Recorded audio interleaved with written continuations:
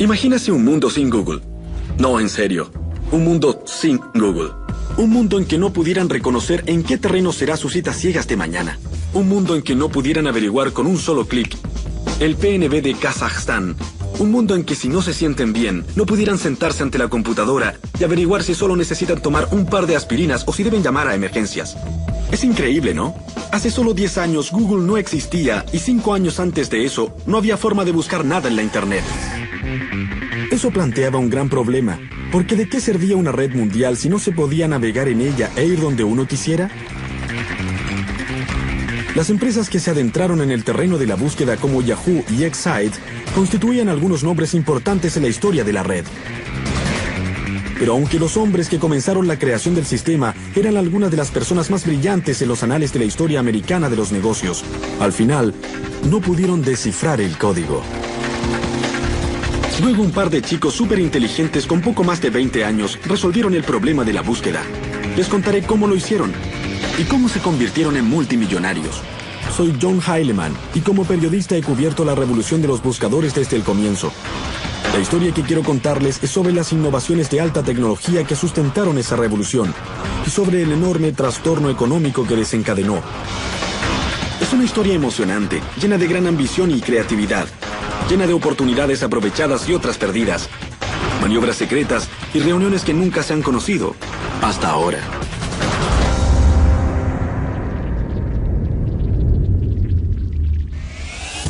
Si hoy en la red ingresan mi nombre, John Heilemann, en cualquier buscador, en un tercio de segundo podrán averiguar de inmediato que soy un periodista de revistas y verán un catálogo de prácticamente todo lo que he escrito. Considerando que hay más de 150 millones de sitios web y miles de millones de páginas web, la tecnología que hace posible esa búsqueda súper precisa es casi un milagro. Un milagro que la mayoría de nosotros da totalmente por descontado. Olvidamos que hace solo unos 10 años la red se veía así. Página tras página de textos y largas listas de frases subrayadas. Encontrar lo que uno estaba buscando era casi imposible. No había forma de buscar nada. Todo lo que se podía hacer era seguir los enlaces y esperar que la suerte te llevara a algún lugar útil. Para comprender cómo hemos avanzado tanto, cómo ocurrió el milagro de la red, tenemos que volver a una época anterior a Google y conocer la historia de compañías como Yahoo y Excite que hicieron posible su existencia y se convirtieron en sus rivales más enconados y también un pequeño lugar en California del que seguramente han oído hablar. Silicon Valley, California. Un lugar de 50 kilómetros para la gente capaz de inventar el futuro y hacerse enormemente rica en el proceso. Es la sede de grandes nombres tecnológicos como Apple, Intel y Oracle. Pero el corazón de Silicon Valley, la verdadera fuente de riqueza de la industria de alta tecnología, el origen de infinitas ideas nuevas, no es una empresa, es la Universidad de Stanford y es aquí donde se pueden encontrar las raíces de la búsqueda.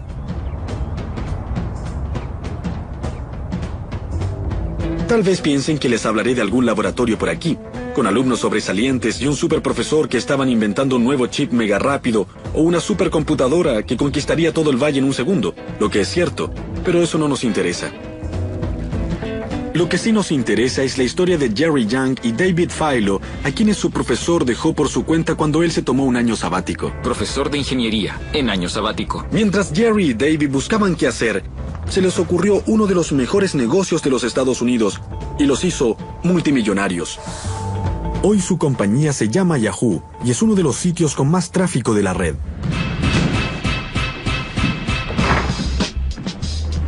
Todo comenzó cuando Jerry y David intentaron usar la internet en forma solapada para ganar la liga de baloncesto Fantasía de Stanford. Ambos eran estudiantes de ingeniería eléctrica y tenían acceso a la red. La recorrieron trabajosamente, sitio por sitio, buscando información deportiva actualizada. David averiguó cómo ir a diferentes lugares para conseguir información sobre los partidos de la noche anterior. Consiguió todo. Lo comprimió y trató de averiguar si debíamos cambiar jugadores, intercambiarlos o lo que fuera. Es difícil imaginar algo más trivial que el baloncesto fantasía, pero al buscar información deportiva poco conocida en una extraña red llamada Internet, Jerry y David daban los primeros pasos en el camino de la búsqueda. En esa época competíamos con estudiantes de otros departamentos y tratábamos de usar la tecnología como algo que haría la diferencia. Los otros leían el periódico y ellos se guiaban por eso. Creo que no ganamos por mucho. No sé si ganamos. Ganamos. En verdad ganamos, pero fue por muy poco. No sé si la tecnología nos ayudó, pero fue un experimento divertido. No sorprende que la red de 1994 no ayudara mucho a Young y Philo. Para comprender qué era esa cosa, para ver lo que la Internet ofrecía, había que tener una guía, algún tipo de directorio que te pudiera ayudar a navegar por ella. Era una idea algo simple, pero brillante. Un directorio que pudiera mostrar a los usuarios novatos cómo encontrar cosas buenas en ese nuevo mundo electrónico. No era nada como la búsqueda actual. Era solo una serie de categorías y subcategorías que se podían buscar y elegir. Era muy primitiva, compilada a mano por un par de sábelo-todo que pasaban horas mirando todos los sitios web posibles y diciendo cómo hacer listas. Primitivo o no, lo que ellos llamaron la guía de Jerry y David para la red global fue lo primero que se inventó y resultó ser sumamente popular. De la noche a la mañana, fue algo a nivel mundial. Millones de usuarios recurrían al sitio. Los jóvenes pronto se dieron cuenta de que necesitaban un nombre más corto, más atractivo, que sonara un poco más emocionante. ¡Yahoo! Yahoo fue una gran idea, pero eso no es suficiente para convertirse en una gran compañía. Se requiere dinero, y mucho. Pero como todos saben, el dinero abunda en Silicon Valley.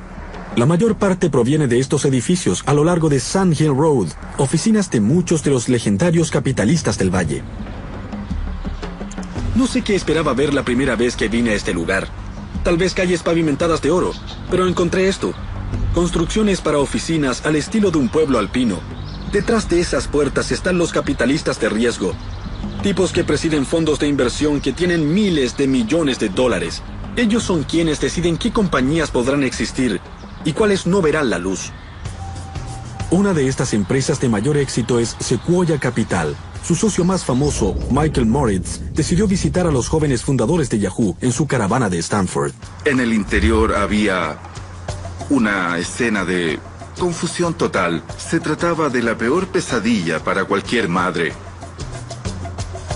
Cajas de pizza por todas partes, computadoras y equipo electrónico en cualquier lugar posible, las cortinas cerradas, había como 30 grados de temperatura, era una cloaca sofocante. Era un desastre. Había muchas razones para ser escéptico sobre hacer una inversión en Yahoo. Eran solo 2 personas. Y el formato de este negocio, para ser amable, era confuso. Lo que Moritz no podía ignorar era el potencial del directorio de Philo y Young. Nos pareció sumamente evidente que cualquiera que ofreciera un servicio que actuara como guía para desentrañar cosas que eran muy difíciles de encontrar, con el correr del tiempo, tendría el potencial de llegar a ocupar un terreno estratégico. Moritz invirtió $2 millones en el sitio de Young y Philo, pero era un riesgo que se basaba casi en un presentimiento. Había gran cantidad de gente visitando el sitio de Yahoo, pero no era en absoluto obvio de dónde vendrían las ganancias. Teníamos una compañía, pero debíamos intentar ganar dinero porque no teníamos ingresos. En realidad era aún peor. En esa época nadie en el planeta sabía cómo ganar dinero en la Internet, pero Yahoo cambiaría todo eso y en esa forma ayudaría a lanzar la fiebre del oro que pronto sumergiría a toda la red. En el año 2007, compañías buscadoras como Yahoo y Google generaron miles de millones de dólares en ingresos y ganancias, siendo la envidia de todos los empresarios del mundo. Pero en su inicio nadie usaba la red para hacer negocios o para el comercio. Algunos consideraban que la sola idea era una herejía o algo malvado. Recuerdo nítidamente los debates mientras la red trataba de definirse en forma cultural. A mediados de los 90, el centro cultural de la red no estaba en Silicon Valley, sino en este parque, al sur de San Francisco. La revista Wired y Hotwire, su hermana en línea, comenzaron un poco más allá. Y en esa época yo trabajaba aquí, y el argumento sobre la inminente comercialización de la red era intenso, y se reducía a una sola palabra: publicidad. La publicidad dividió la temprana comunidad de la red. Por un lado estaban los capitalistas de riesgo y otros financistas que pensaban que la Internet era un nuevo medio de comunicación, y estos siempre han sido financiados por la publicidad. Más de 100 años de historia de los medios de comunicación nos indican que si se logra reunir una gran cantidad de público en un solo lugar, entonces se podrán vender avisos. No era necesario ser un genio de los negocios ni una persona brillante para poder darse cuenta de una cosa como esa. Por otro lado estaban los utópicos, gente que veía la red como un lugar que prometía libertad. No era un ambiente comercial, la gente no era gente de negocios. Era solo un grupo de estudiantes universitarios, investigadores que estaban experimentando con todo esto. Pero Yang y Philo habían aceptado el capital. La idea era hacer un negocio, encontrar la forma para que Yahoo generara dinero, como fuera. Jerry y David estaban muy preocupados por las ramificaciones y las repercusiones de poner avisos en su sitio por temor a que eso fuera malo para los usuarios y que estos se rebelaran. Era un dilema muy serio para los fundadores de Yahoo.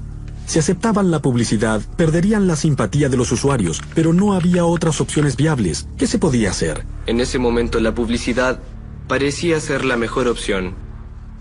Pero estábamos algo preocupados. Fue muy difícil, muy difícil. No teníamos idea de cómo se iba a recibir, si habría repercusiones, si ello fomentaría mucho cinismo acerca de lo que los intereses comerciales podían hacerle a ese medio ambiente utópico de información. A fines de 1995, Yahoo comenzó a aceptar avisos, y luego contuvieron la respiración y cruzaron los dedos. Los primeros avisos los pusimos con cierto temor, pero nos preocupaba si daría resultado. Pero la agonía resultó ser en vano. Los usuarios de Yahoo siguieron multiplicándose, y a más usuarios, más avisadores pagando más dinero para poner sus avisos dirigidos al creciente número de personas que los veían.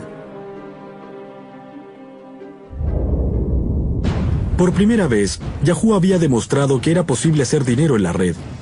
Fue un momento crucial de la historia y significaba una cosa. Había comenzado el boom de la red. Fue algo así como cuando se da la partida en una carrera. Para el año 1996, Yahoo enfrentaba varios rivales que estaban ganando terreno. Infoseek, Altavista, Lycos. Pero el rival más temible de Yahoo era una compañía llamada Excite. Superficialmente, Excite se parecía mucho a Yahoo. Era otra compañía de búsqueda que comenzaba por otro grupo de chicos de Stanford. Funcionaban en una pequeña casa, en vez de una casa rodante de universitarios. Pero la tecnología desarrollada por Excite era bastante más sofisticada que la que tenía Yahoo. En vez de una lista de sitios, compilada y clasificada en categorías por seres humanos, Excite era puro software. Cuando se escribía la pregunta, el servicio revisaba la red buscando páginas que tuvieran la palabra ingresada. Era una versión más rudimentaria de lo que hoy consideramos una búsqueda. Cuando empezamos, éramos el número 17 en una carrera de 17 caballos. Y sabíamos que en un año más seríamos número 1 o 2 o que estaríamos muertos. La avaricia dominó todo. La ambición, el entusiasmo eran evidentes. En 1997, la Internet estallaba, mientras millones de personas se ponían en línea para ver de qué se trataba todo esto. Compañías como Yahoo y Excite estaban muy ocupadas convirtiéndose en lo que se conoció como portales, lugares llenos de diversión, correo electrónicos y salas de chat. Eran carnavales en línea, llenos de tentaciones, baratijas y burbujas, diseñadas para convertir a los usuarios en una audiencia cautiva. Hizo que todos se dedicaran a la innovación extrema, a la competencia extrema, y terminó siendo una forma de vida muy intensa e insostenible.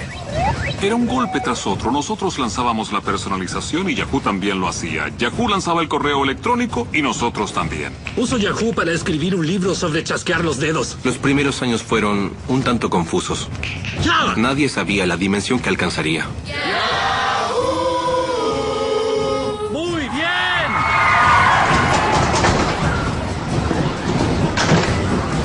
A pesar de que los buscadores tenían un gran éxito, también se estaban convirtiendo en algo muy diferente de lo que habían sido. Al concentrarse solo en los brillos, perdieron la perspectiva de lo que los usuarios querían en primer lugar: encontrar cosas en una red más extensa. En otras palabras, los buscadores dejaron de preocuparse de la búsqueda.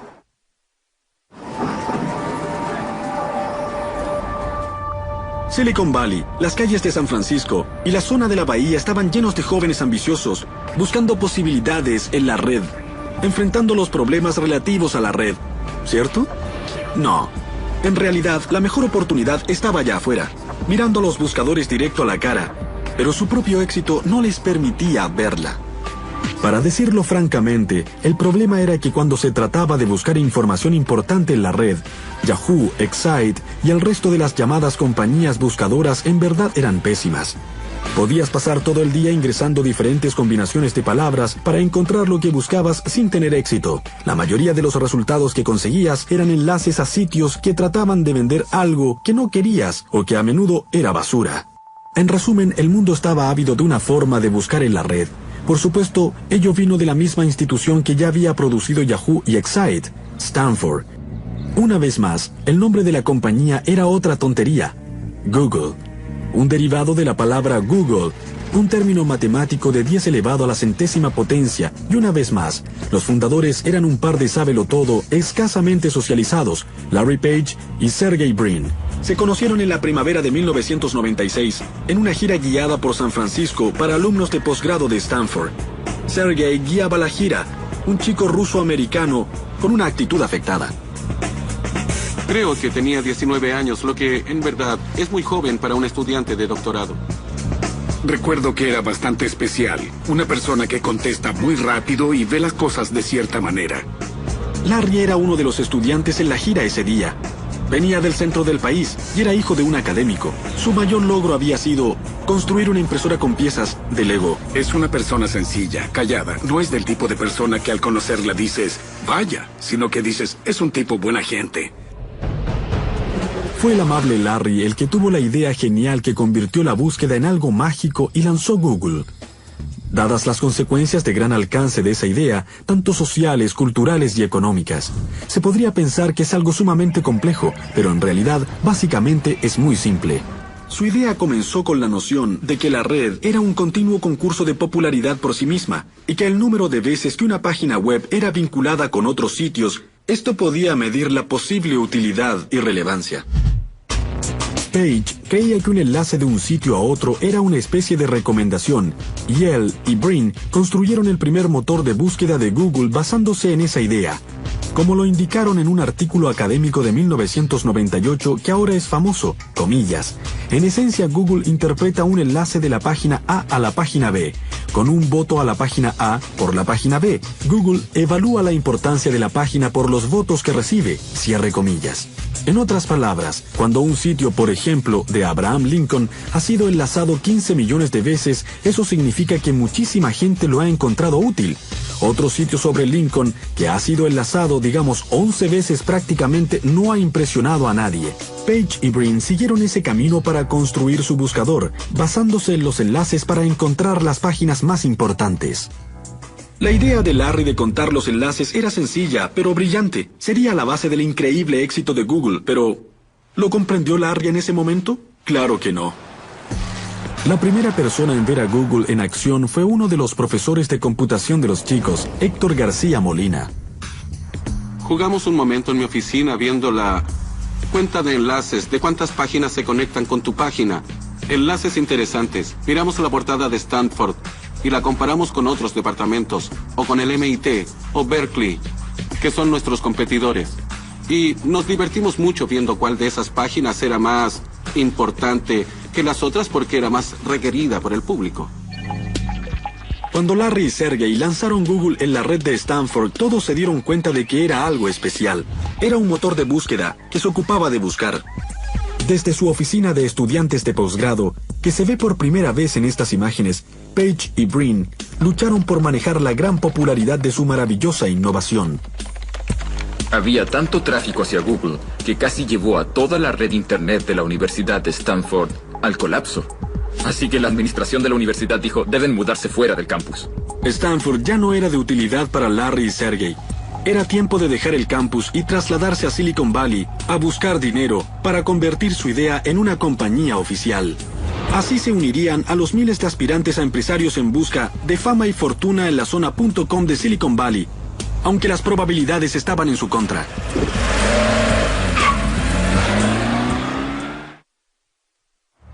Hoy vemos a Google con un valor de mercado de más de $200.000 millones.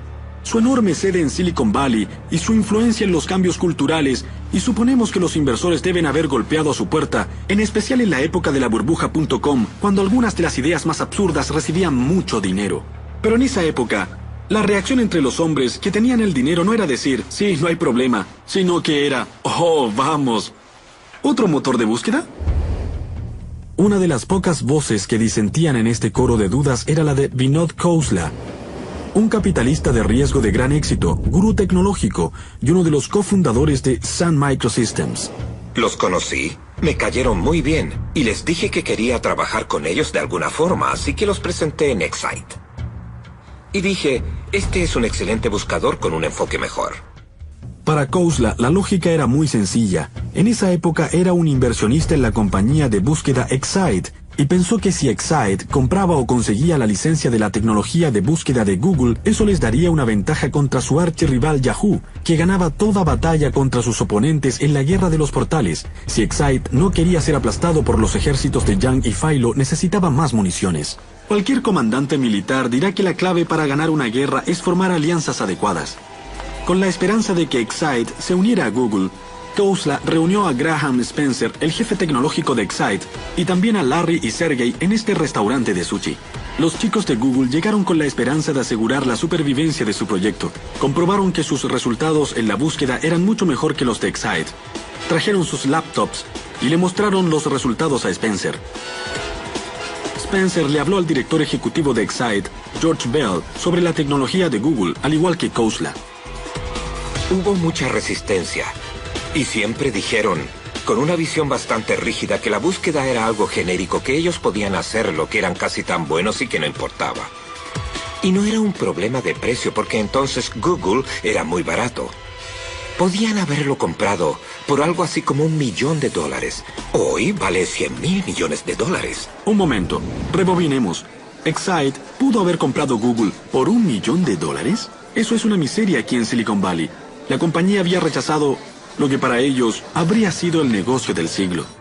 A largo plazo, lo es. Alzo mi mano y digo, soy necio. Pero la gente no creía que se podía hacer dinero con la búsqueda. Tal vez creía que se podía ganar algo de dinero, pero nadie pensaba que era un dineral. Pero para ser honesto, es un dineral. Lo es. Pero no fue solo Excite el que no logró darse cuenta del potencial de Google. Todas las compañías de búsqueda de Silicon Valley lo rechazaron. Cada vez más frustrados, Larry y Sergey hablaron con uno de sus profesores de Stanford, que también era un empresario ocasional, un hombre llamado David Cheriton. Creo que querían una suma bastante modesta de dinero, algo así como $1 millón, y yo había ganado algo de dinero con una compañía nueva que luego compró Cisco, y además trabajaba con Andy Bechtolsheim, un inversionista de Silicon Valley bastante conocido. David me llamó y me dijo que en verdad tenía que conocer a esos chicos de Google, y yo fui a su casa. Era una hermosa mañana soleada de verano.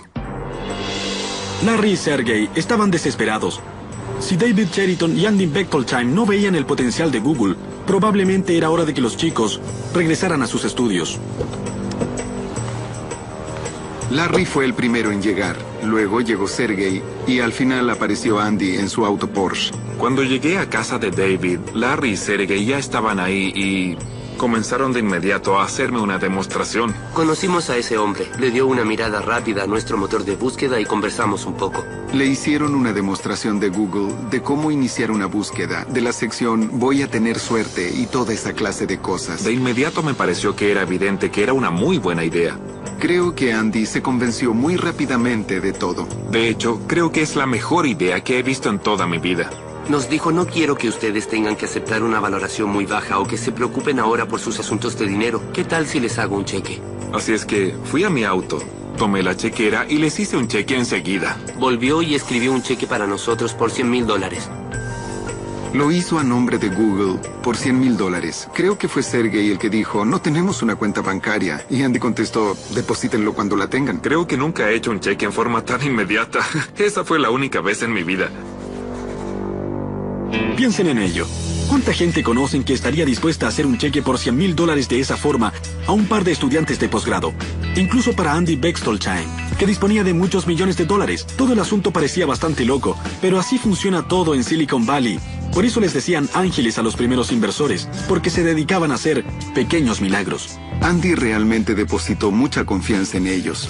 Confió en que no se fueran a México con el dinero, pero recuerdo que se fueron con un nivel bastante alto de entusiasmo, dando la impresión de que lo harían.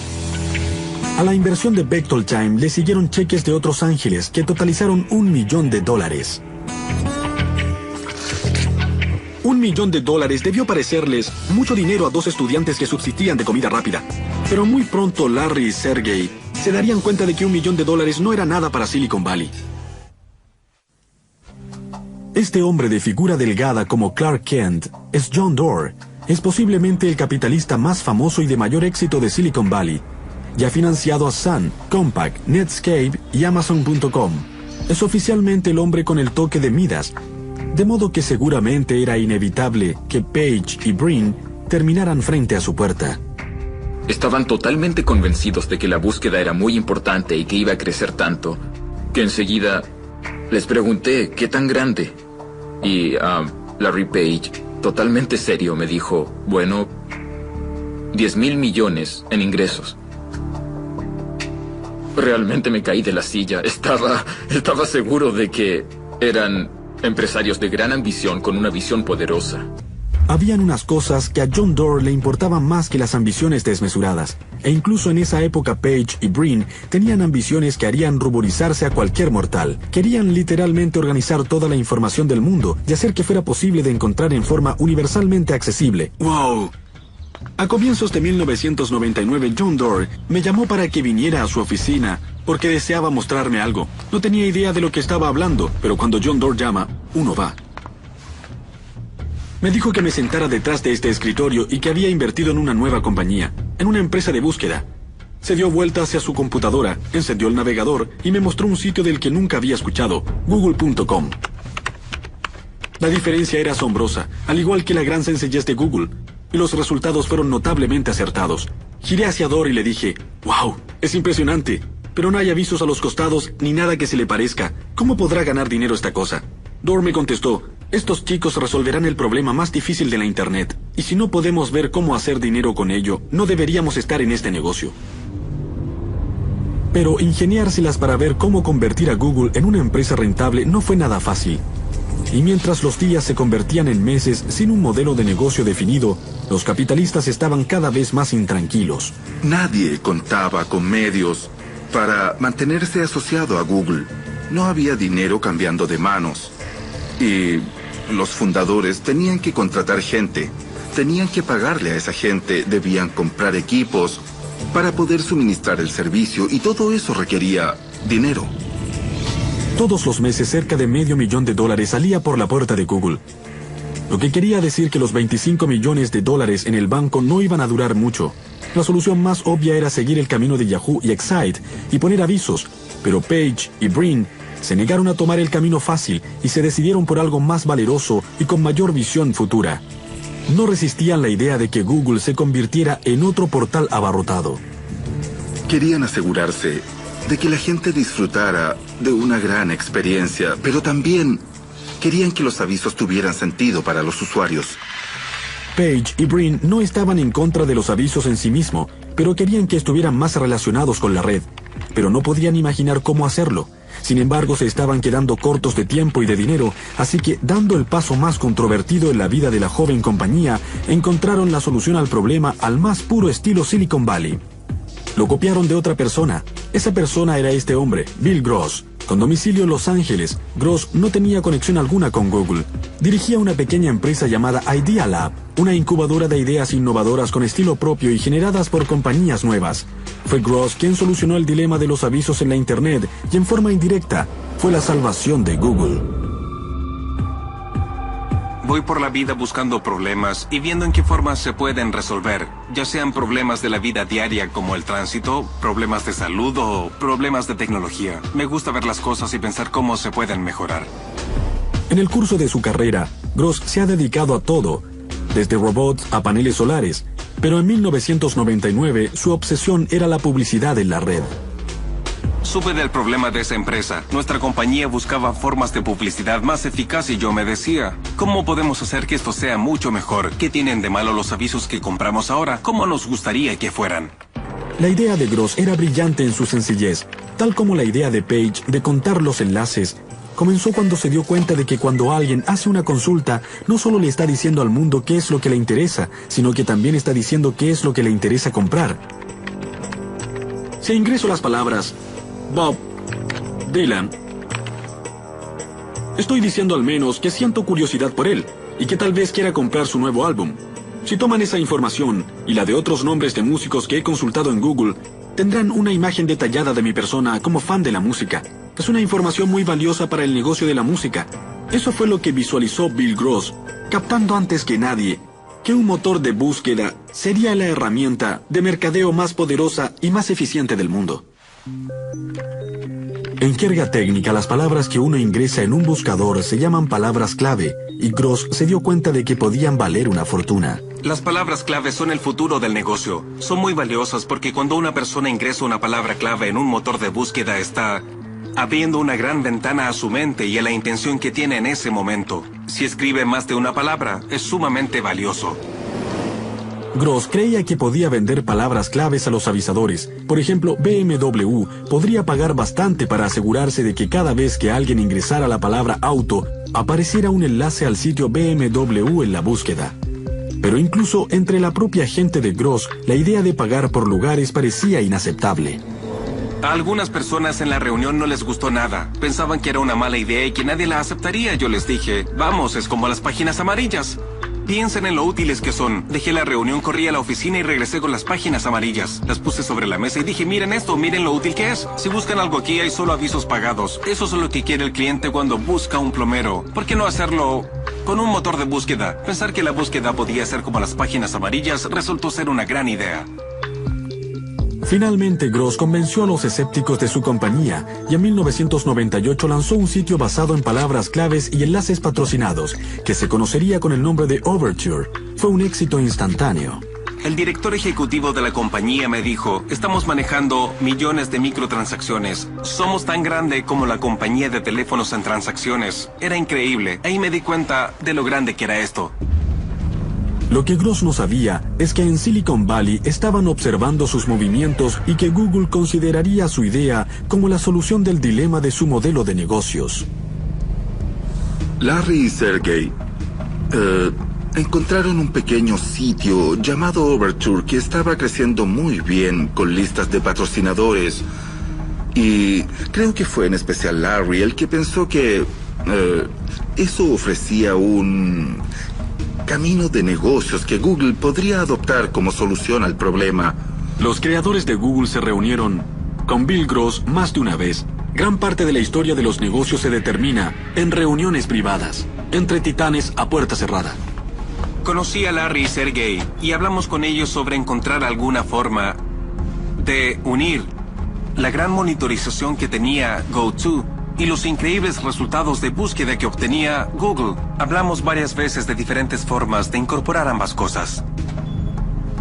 A veces las reuniones terminan con ambas partes saliendo del brazo, pero otras veces no es así. Y eso pasó con Google y Overture. Lo que ocurrió exactamente sigue siendo un misterio, pero tenemos una idea muy clara. Primero, Larry y Sergey dejaron las reuniones sin llegar a ningún acuerdo, y un poco más tarde, Google lanzó un servicio llamado AdWords que era sumamente parecido a Overture. ¿Les parece sospechoso? Claro que sí.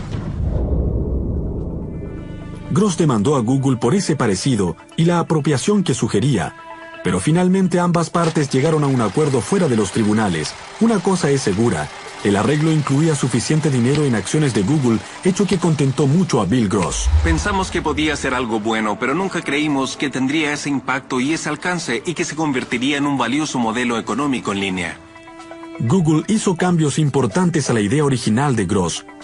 Principalmente separó los avisos de los llamados resultados de búsqueda orgánica. Miren la página de Google que ya todos conocemos también. Aquí está la casilla donde se hace la pregunta. Estos son los resultados sin contaminar generados por el algoritmo de relevancia de Google. Y aquí arriba a la derecha están los avisos, enlaces en azul patrocinados por las compañías que los pagaron. Es aquí donde Google ha generado miles de millones en ganancias en los últimos años. Sin duda era una mejor experiencia para el usuario que llegar a un sitio web que más bien parecía ser la calle 42 o Times Square a las 2 de la madrugada. Pensaron que también sería mejor para los avisadores porque significaría más negocios para ellos. Esa fue una visión maravillosamente astuta, increíble y sorprendente a comienzos del año 2000. Lo que Google hizo no fue solo diseñar un camino para su propio éxito comercial. Estableció las bases para el despegue astronómico de la publicidad en la Internet. De pronto, con AdWords y servicios similares de Microsoft y Yahoo, cualquiera que quiera vender sus mercancías en línea, desde un Toyota a un pastor que quiere vender alfombras de piel de cabra, tiene a su disposición un medio extremadamente eficaz de llegar a un mercado global. Ahora comprendemos que la economía de la Internet estaba naciendo, con Google como su actor principal. El 19 de agosto de 2004, Google salió a la bolsa y puso sus acciones en venta en el mercado de valores de Nasdaq. Los 5 años anteriores, la compañía había subido de un ingreso de cero a la asombrosa suma de $3.000 millones anuales y se había convertido en un nombre muy conocido. La oferta pública inicial de Google causó un frenesí de conjeturas y anticipación entre aquellos que rogaban que pudiera revivir un sector que aún cojeaba después de la caída de las empresas .com. En Silicon Valley, en esa época con frecuencia se veía una pegatina que decía: por favor, denos una burbuja más. Pero la forma en que Google manejó su oferta despertó la ira de muchos e hizo hablar de un día fatídico y un desastre potencial. Recuerdo que esa mañana estaba en una sala de reuniones con televisión mirando la CNBC y hablaban de que sería una oferta terriblemente poco exitosa y con escasa posibilidad de que tuviéramos éxito. La controversia respecto a la oferta pública inicial surgió del hecho de que Google había elegido un proceso de remate poco convencional para vender sus acciones, y ello había enajenado a gran parte de Wall Street, que se beneficiaba bastante de la forma convencional de hacer negocios. La actuación de Google para despertar el interés de la comunidad financiera le significó críticas terribles. Los ejecutivos de la compañía parecían arrogantes y poco comunicativos. La oferta pública de Google fue un gran tema en los medios de comunicación financieros y había muchas fuerzas poderosas en Wall Street que creían que esa no era la forma en que querían que se hicieran las ofertas públicas. Los grandes de Wall Street estaban en esa sala de reuniones en la torre Nasdaq, en Times Square, así como John Doerr, Eric Schmidt, Larry Page y yo. Había mucha tensión, y lo único que la aflojó fue cuando Larry sentó su humanidad, que sería multimillonaria, en un plato de crema. Era surrealista. Había una enorme pared de píxeles y gráficos y se podía sentir que toda la economía del mundo se deslizaba frente a tus ojos. Y luego Larry y Eric subieron al escenario. Había una gran expectación respecto a la apertura del mercado.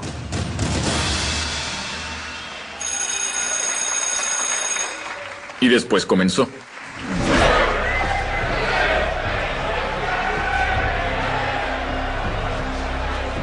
Entonces a mediodía comenzó todo y la primera transacción fue a $100, 15 más que el precio del día anterior y no bajó de eso. Al final, a pesar de todo lo que se dijo, la oferta pública inicial de Google fue un éxito de acuerdo a la medición que más importa. Cualquiera que haya comprado acciones ese día y todavía tiene la suerte de conservarlas, ha ganado un montón de dinero. 3 años después de la oferta pública, Google está mejor valorada que FedEx, McDonald's, Coke, Intel, IBM o Walmart. Acciones que se transaban a $100 llegaron a casi 700.